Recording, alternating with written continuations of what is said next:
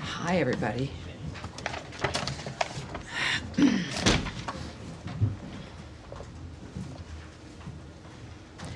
I intended to come out a little bit early, anticipating our friend Caroline closing. Hi, Tommy. Just wanted to make sure your badge. I apologize. Oh my God, my badge. It's like I'll never be able to function without my badge from this point forward. Thank you, sir. Thank you. All right, I feel so unofficial now. All righty. Yes, so our friend Caroline briefed today, which was terrific, and so here we are. Thank you, everybody. For everyone watching at home, welcome aboard. I appreciate it. We know that many streaming options. We know C-SPAN carries us live as well, and it's great to see all of you here. Do have a couple of announcements here right at the top. Today, the State Department notified Congress on our reorganization plan to build an America First State Department capable of meeting the challenges of the 21st century. The Secretary issued a statement on the notification as he said, over the past quarter century, the domestic operations of the State Department have grown exponentially, resulting in more bureaucracy, higher costs, and fewer results for the American people. Since my first day as Secretary, I've said that this department must move at the speed of relevancy, and in April announced a broad reorganization of the department to better achieve that goal. Today, we took the next step in that process by notifying Congress of how we plan to do that. Further, he said the plan submitted to Congress was the result of thoughtful and deliberative work by senior department leadership. We have taken into account feedback from lawmakers, bureaus, and long-serving employees. The reorganization plan will result in a more agile department, better equipped to promote America's interests and keep Americans safe across the world. In addition, over the last few days, Secretary Rubio has announced new visa policies that put America first. I'm sure none of you have any questions about those. The State Department is determined to protect Americans' right to free speech and to counter the malign influence and actions of the Chinese Communist Party. The bottom line, we are using and will continue to use every tool in our tool chest to make sure that we know who it is who wants to come into this country and if they should be allowed to come in. Every sovereign nation has a right to secure its borders and to make sure they know who is in their nation and if they are safe to be here. And finally, Secretary Rubio met with the North Macedonian Minister of Foreign Affairs today and his delegation. I had the pleasure of being at that meeting as well. The meeting underscored the strong relationship between the United States and North Macedonia and highlighted mutual interests in regional stability, economic cooperation, and NATO. They explored opportunities to expand the economic collaboration, which would include energy, trade, and investment. A fabulous delegation. It was a pleasure to meet them. And now it's a pleasure to see you guys again. Even though I've met most of you, maybe not all of you, taking your question. Matt? Yes. I know you've got a few things on your mind. Well, yes. So I assume you were being sarcastic when you said that I know none of you have any questions. Of course, yes. Sarcasm is my favorite thing. So anyway, I do have a couple questions. Sure. But I'll keep them brief. On the visa policy, specifically as it relates to China and the Chinese students. Mm-hmm. The statement that came out last night was, it wasn't very specific, shall we say, about what affiliations with the Chinese Communist Party and what critical areas of study would be applicants for visas under those would be, would be subjected to more scrutiny. So I'm wondering if there is an answer to what is the actual, Chinese Communist Party affiliation that would make you ineligible for a visa, or what are examples of the critical areas in which we'll be subject to? Well, since starting here at the State Department in January, I've been impressed with a number of things, most everything, but also learning about the nature of the visas. And I've said here regularly, many people watching around the world might not know, is that we don't give details about what our methods are regarding visas. Of course, everyone is vetted. I think if you've gone through the process, it's about filing for a visa, and then you have to have a meeting. And you do it in your home country, your consulate, your embassy. And that's the process. So there is a vetting. There always has been. What we don't discuss, again, because of privacy issues, but also because it's different for each person, that there are a series of dynamics that can be applied, questions that can be asked, issues looked at, and we use every tool that we have to vet and to make sure we know who's coming in. In this particular case, the United States is putting America first by beginning to revoke visas of Chinese students as warranted, including those with connections to the Chinese Communist Party, as you mentioned, Matt, or studying in critical fields, and enhancing scrutiny of visas for all Chinese nationals, including Hong Kong passport holders.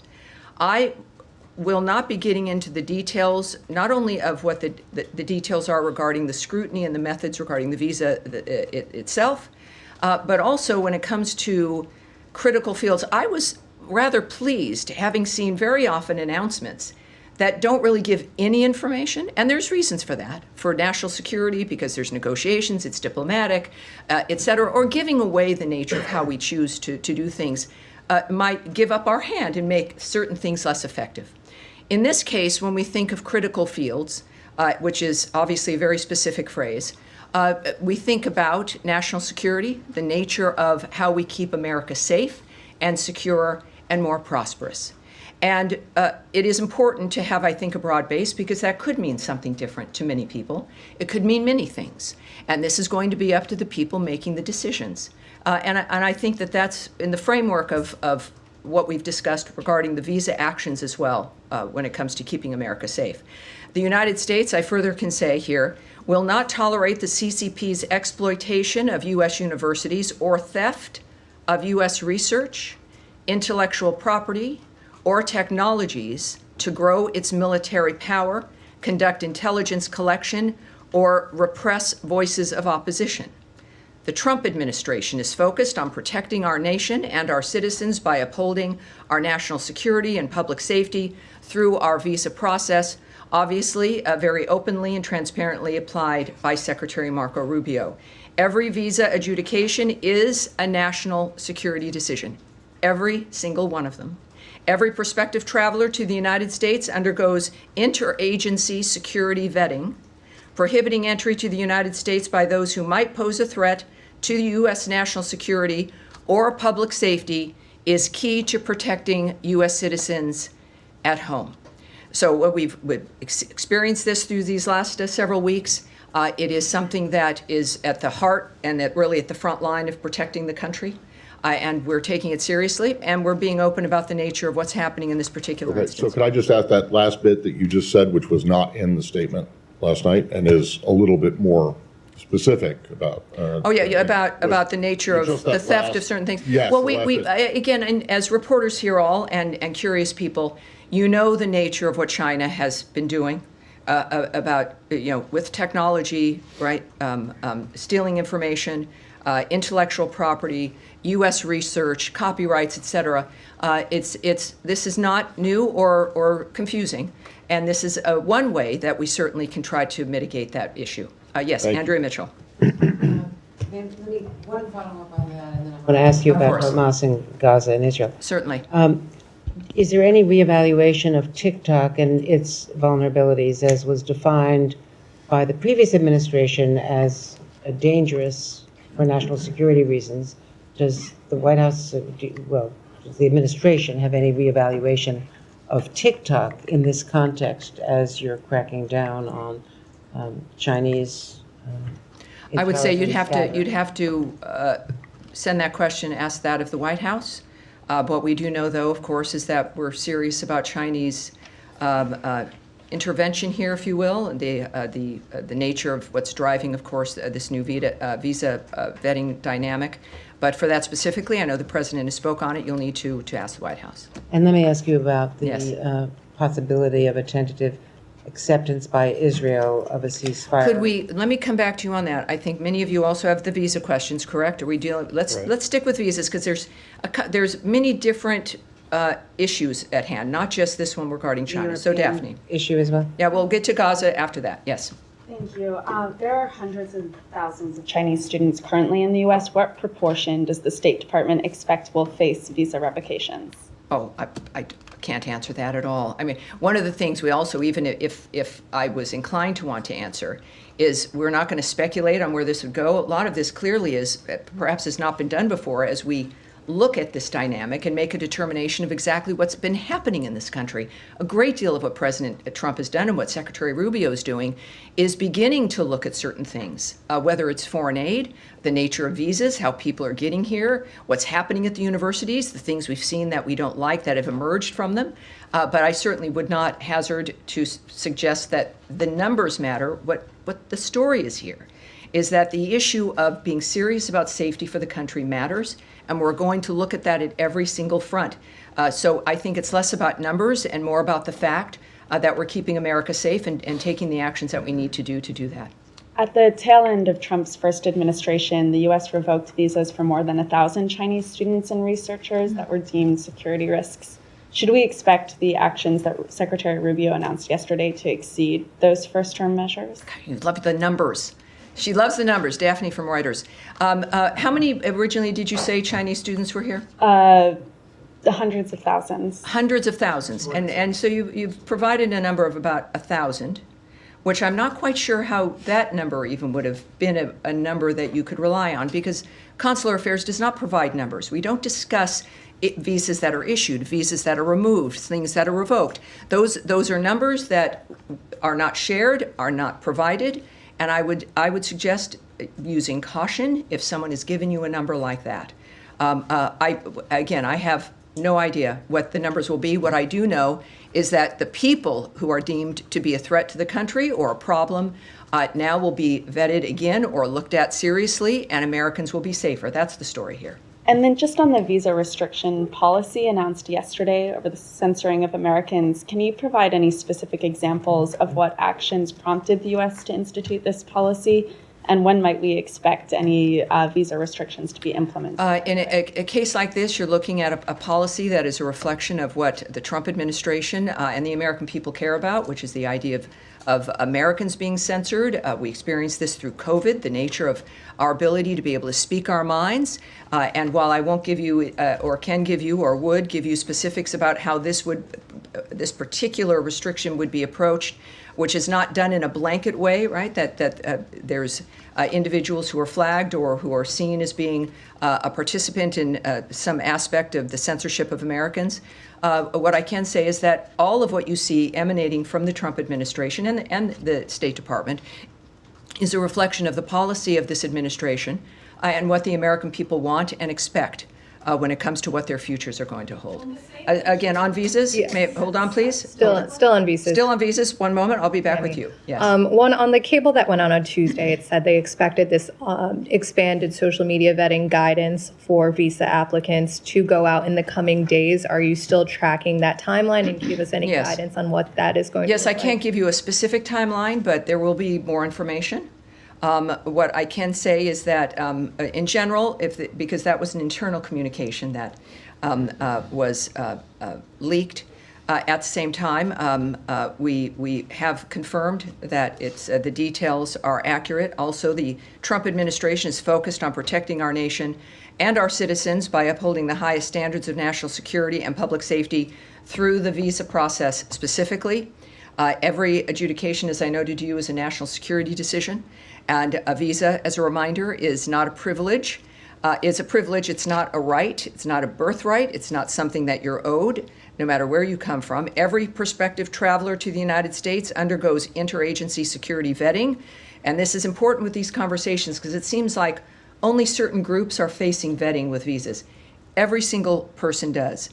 So I would say that, yes, you're going to get more information. And this is, as a result, not an interminable kind of end. There is an end point, and it should be rather quick as consulates and embassies make adjustments when it comes to how they handle Can we visas. expect the appointments to open back up immediately after that guidance goes out to posts? Well, one thing I can tell you, a few things I can say is people can still make their application, do their regular steps, but it's a two-step process, right? You apply, and then you have to get an appointment to meet with people, to talk with them. Unlike often with the passport or something, there's a very specific process. So right now, there might be some delay, and what I'm told to encourage people to do is to regularly check to see when those spaces open. So as opposed to, let me just say, I would not be recommending that if this was going to be weeks or months. So if you've applied for a visa and you want to, please do. Then if you're not getting an appointment, there's this online system, you continually recheck to see when those spots might open. I can't tell you immediately after some, indeterminate moment of an action, but I can tell you that it's something that would happen perhaps sooner than later. And then one more. On Harvard, my understanding is that you are now reviewing all of the visas of Harvard-affiliated visa holders, not just students. Can you confirm that? And why is this broader review taking place? Do you expect it to impact medical professionals, for example, professors at the university? I hesitate only because all of this is regarding visas and the nature of our mission and the approach that we take regarding who is being scrutinized and how we're going to approach. So we're going to put that off. I think we probably will have a bit more on that next week, perhaps, but we'll put that off now. But what I can say clearly with all of the news over the last 48 hours is that the visa process is a key component of keeping the country safe. It is not targeted at certain only specific individuals. This is an overarching national security action, and we are acting quickly. Obviously, we're a nation that loves people coming here the legal way, and we want to help facilitate that, but not at our own risk. Sean. Sure. More on the visas. If you don't mind me emphasizing, as Daphne and Matt asked you on the language, the Secretary's statement yesterday aggressively revoked visas for Chinese students, including those with connections. It's not specific. He's not saying specifically those with connections. So, there are 277,000 Chinese students in the United States. Should all of them feel that they're at some risk of having their visas revoked? I think everyone who's here on a visa has to recognize, certainly is what they've seen over the last few months, that America takes their visas seriously, that vetting is not a one-time process, it's continuing, and that if things happen, if you get arrested, if there's some kind of an issue, it's probably going to be seen at some point. But I do think that with this particular dynamic, it's clear that there's an interest in making sure that those who are here from China on a visa understand that we are taking our national security seriously, and we are looking at their visas, and if everything's fine, terrific. But that will be a vetting that certainly continues and is important, clearly, to the administration. Okay, and a bit broader, you said if everything is fine, you're welcome. More broadly, all these things that are going on with the student visas, with the vetting, with the suspension for now of new appointments. Is it still a priority for the administration to encourage students to come to the United States? They have other options. It's been said that Hong Kong, for example, is now saying students at Harvard, doctoral students, have a fast track to go there. Is there any concern that the U.S. is losing a competition? After all, there's $50 billion into the economy from international. Yeah, well, people come here because this is where you start new lives, where you have every opportunity in the world. There's a reason why people come here. It's because of what the country represents. Yes, the excellence of our schools, and we want to keep it that way. We want parents who send their children, whether they be from a different country or America, to an American university, that they can recognize their child when that child returns home. And that child actually has skills and an education that can improve their future, that can get them a job, that can help facilitate the dreams that they've had, as opposed to political indoctrination or the idea of just activism or a certain political framework that they move out with. This should be an education that is literally liberal. The idea that you learn things that help facilitate your life no matter where you come from, who you are, if you're a Jew or a non-believer or an atheist or black or white or a woman. We've been through this in this country for the last 2 to 3 generations still. And our focus is making sure that everyone who does want to send their child to a school in this country can do so knowing that they're going to be safe. They're going to be able to get into a building and not held hostage in a library because it's been occupied, or that they're going to be able to actually learn things that you're paying that kind of money for. So yes, it not only should encourage more people, for those who are already here, it's certainly an important dynamic for believing and understanding that your child's going to be safe and that you're going to get something that you've paid for more than a social activist who lives in your basement. Can I switch to the Middle East, or does anybody else have anything? Well, yeah, it's an unusual day for me, and time flies, doesn't it? I was going to Well, ask that. so many people, too many people, Matt. Could I just start quickly with one? So we've talked a great deal about the visas. And Gaza, all right. We had Gaza, where is she? There she is in the blue jacket. You'll be second. We'll go to Andrea on Gaza, and then we'll go into the back. I Yes. wanted to ask you about the reported acceptance by Israel of a ceasefire for Gaza. What you can fill in about that? Does it include expanding food deliveries? Does it include the south as well as the north? And do you know whether Hamas has signed on to this? And is Qatar or Oman? Well, we know there's been a proposal put forward that seems to be promising. We are unaware of Hamas accepting it, but we do believe that it has some significant promise. We would, of course, as you might imagine, it's been a goal of the administration to get all the hostages out, certainly the bodies that are being held. And so, and I believe that Caroline addressed this too, I think, earlier. Yes, so there is some optimism, some important optimism, but the aspect regarding Hamas and its position is unknown at this point. But I think that there's some optimism regarding what has been proposed. And do you know if this came from Mr. Witkoff and Dermer and the other envoys who were here from Israel this week? Well, I believe that certainly Special Envoy Witkoff, as he's been involved in most issues and our successes, but at this point, we're still waiting to get some kind of a final point put on that. Which would allow even more humanitarian aid to move in, and certainly the return of hostages and bodies. This is what we continue always are working on, and we're excited that this might be a good development. All right, Nadia. Thank you. I'm following up on Gaza again. Caroline just said now actually that both the Israelis and agreed to it, and they're waiting for. Yes, that's correct. So this is when we say this in optimism, it means Israel's agreed. All right, so we're in a very good position, I think. But as you know, the president said he wants to see an end to this war.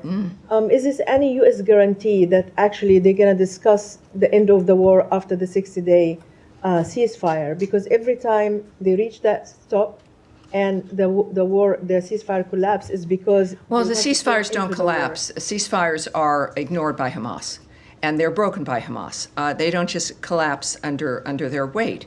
Every moment, though, even without a ceasefire and without agreements like this, there's the constant effort to get this heinous situation to end, and not just for the moment, not for the 60 days or 6 months. That is the hallmark of President Trump's vision. And what the secretaries worked for, what our special envoys have worked for. Special Envoy Witkoff could be, just like President Trump, enjoying a very comfortable life somewhere else. But these are men and women who've made this kind of commitment. So I would say that obviously the end goal is an end. But ending the murders, the slaughter, the carnage, and getting people what they need is key. And that, of course, you can't. It's different, and I think Zelensky had noted this as well, right? I mean, you can't talk about peace as you're being shot at and killed. I mean, it's one thing has to be able to lead to the other. Otherwise, it just doesn't make sense. All right. Now, in the blue, I've skipped you off, and are you on this part? I want to go back to the visa. Visa. All right. Let's get one more question regarding Gaza and yes, in Middle East. Go ahead. Okay. Go ahead. Yes, you go ahead first. We won't go right back. We won't go to visas. We've spent a great deal of time on that. Go ahead. Me? Okay. Yeah, go ahead. Yeah. I got a Gaza visa question rolled into one, so it's Jack. The Mahmoud Khalil case, the federal district judge ruling yesterday that while he found that Khalil gave insufficient responses to allegations that he omitted key information from his application, the judge also ruled that Secretary Rubio's determination that Khalil's activities would have an adverse impact on American foreign policy were unconstitutionally vague. Does the secretary have a reaction to that, number one? And number two, does it change the position or the tactic going forward? Yeah, so again, let's just take that back for next week. I mean, I do want to get a direct response for you for that, but I literally have to go in a few minutes, and normally I would stay for as long as I could, but there's something I can't avoid. Yes, yes. All right, we'll go to Russia, Ukraine. Yes, all right. Obviously, the secretary connected with his counterpart in Russia yesterday. In their call, did Mr. Lavrov give Secretary Rubio any indication of whether and when this peace memorandum that Russia promised would materialize? President Zelensky is saying nobody has seen it, and Secretary Rubio has said it's an important indicator of how serious Russia is about continuing negotiations. So I'm wondering if you have an update. Yes, again, we've said multiple times that we're going to judge Russia based not on what they say, but on what they do. And right now what's happening is not good, right? You've heard that from the president. What I can tell you is Secretary of State Marco Rubio, in fact, did speak with Russian Foreign Minister Lavrov. Secretary Rubio welcomed, as we all did, the exchange of 1,000 for 1,000 prisoners, which happened over the weekend. That was arranged, I believe, while we were in Istanbul, Turkey. The secretary reiterated President Trump's calls for constructive, good faith dialogue with Ukraine as the only path forward ending the war. So that's what we're saying about the call itself, and we'll have to kind of leave that there. On the question of the good faith dialogue, Sure. does the secretary believe that what the Russians have offered in terms of these direct talks with the Ukrainians in Istanbul, is that being offered in good faith? We understand it's the same delegation that was dispatched last time.